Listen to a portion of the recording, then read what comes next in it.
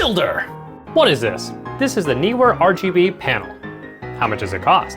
Approximately $100 to $130 depending on which version you get. Definitely get the 660 version. It's got built-in effects, lasts up to 5 hours on 2 large Sony NPF batteries. You can even power it with 1 battery.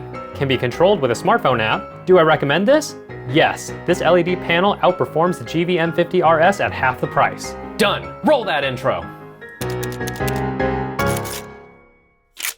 Hey, what's going on everybody? You're watching Too Long Didn't Read Filmmaker, where the answers comes first, the reasons come last, but we're constantly and always still learning.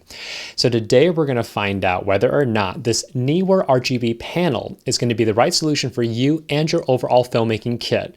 I want to thank Neewer for sending me out a unit so I can provide you with my unbiased review today. Now there are 3 different models of this RGB panel. There's a 480, a 530, and a 660, and the price range goes from $100 at the cheapest end to $130. Now Neewer sent me the 530 version, so my numbers going forward in some of these tests are going to be a little bit different. However, I would say if you do want to get this panel, I would say just spend the extra $15 and get yourself the 660 for more output. So without further ado, let's get started. In the box, you're going to get yourself the case, the light, and AC power brick, so pretty standard. In terms of how the light is built, it's predominantly made out of aluminum, with the only plastic parts being the battery compartment in the back, as well as some of the twisty knobs. Now, there is a diffusion panel going in front of it, and in terms of its design, it's really hard to get out. You're probably going to need a little tool to kind of lift it up so you can pull it out. Not really a big deal because generally speaking, I just leave the diffusion plates in front of it because I don't really want to cast multiple shadows. And of course, that will kind of lower your overall output, but not by much. And I think it does just fine because I'm literally using in the back right now as my new color light.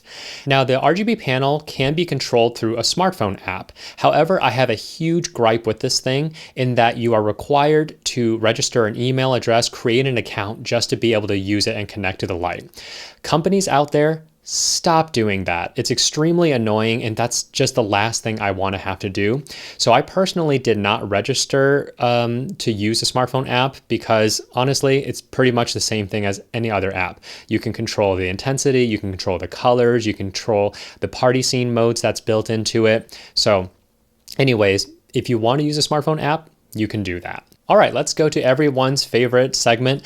Let's go through the tests real quick. The first one up, the battery test. And for this battery test, I am, of course, using my favorite large Sony NPF batteries made by Castar. At 5600K, we're seeing about 5 hours of operation. In tungsten, 3200K, we're seeing about 5 hours and 20 minutes of operation. If you want to use both LEDs at the brightest setting possible at 4400K, we're looking at 3.5 hours. In terms of RGB, I had the RGB cycle through its little party mode, and that ended up being approximately 5 hours. So in terms of battery life, this does quite well with 2 of the large NPF batteries. Next up, we have the total light output. And basically, I'm actually going to compare this against the Bi-Colored 660s as well as the GV-M50RS because that panel is very similar to this Neewer RGB panel. So you can see the test results here in terms of tungsten and daylight.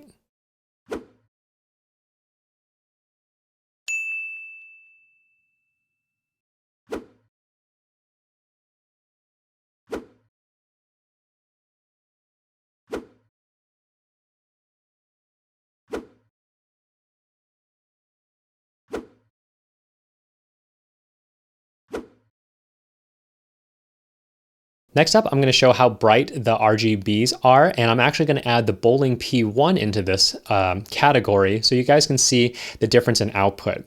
Now, the surprising thing is, even though the Neewer is the 530 version and not the 660 version, it's actually providing more power than the GV-M50RS at half the price. So if you're going to get the 660 version, you can just assume that the RGB is just going to be even more bright than the GV-M50RS at, again, about half the price.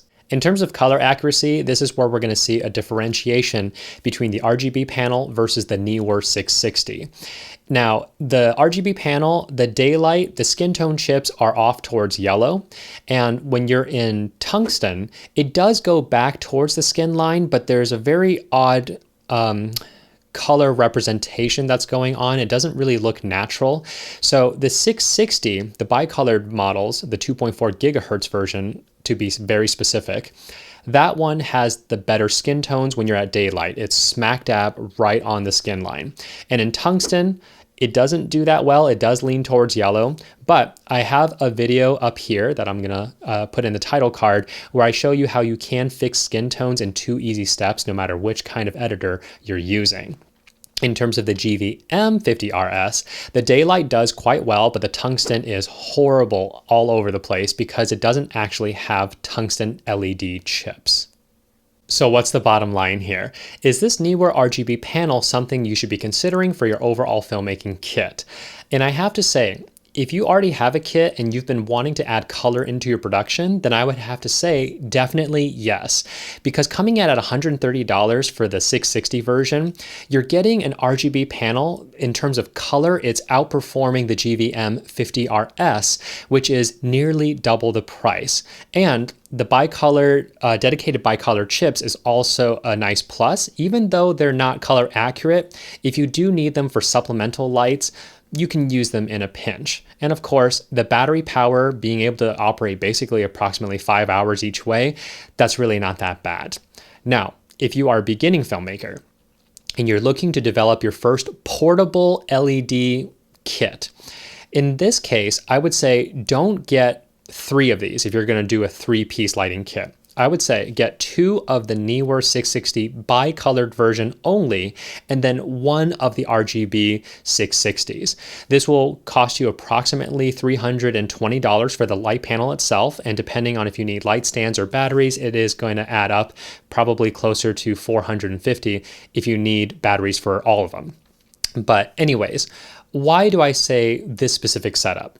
Because you want to use the 660 bi-colored version for your key light because it does a much better job at producing accurate skin tones, especially in daylight. You want to use this RGB as kind of a supplemental light, a wild card, if you will. So in this specific example, which you guys already know, I always do a color background depending on what kind of video I'm doing. So the Neewer RGB is now going to be my background color splash bit, but you can also get very creative with this. You can use the RGB as a rim light, or hair light. I'll show you real quick. So in this case, you can see kind of like a blue rim light on my back. Of course, I would put it much higher over here so that I would get a hair light.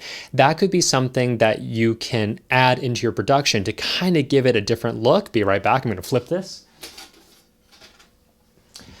And lastly, if you're on a narrative film with this RGB panel, let's say you're out in the streets and there's a storefront over there that has a neon sign of some sort. In this case, if you're going for that nice moody look, you can, again, use a key light just to light up the actor, but then add in this fill light of color to simulate that they are indeed looking at that store. So I say, with that 3-piece kit coming in at approximately $450 if you need light stands and batteries with it, if you have no lighting whatsoever, that's a pretty good kit. You can film a lot of different things with these 3 panels.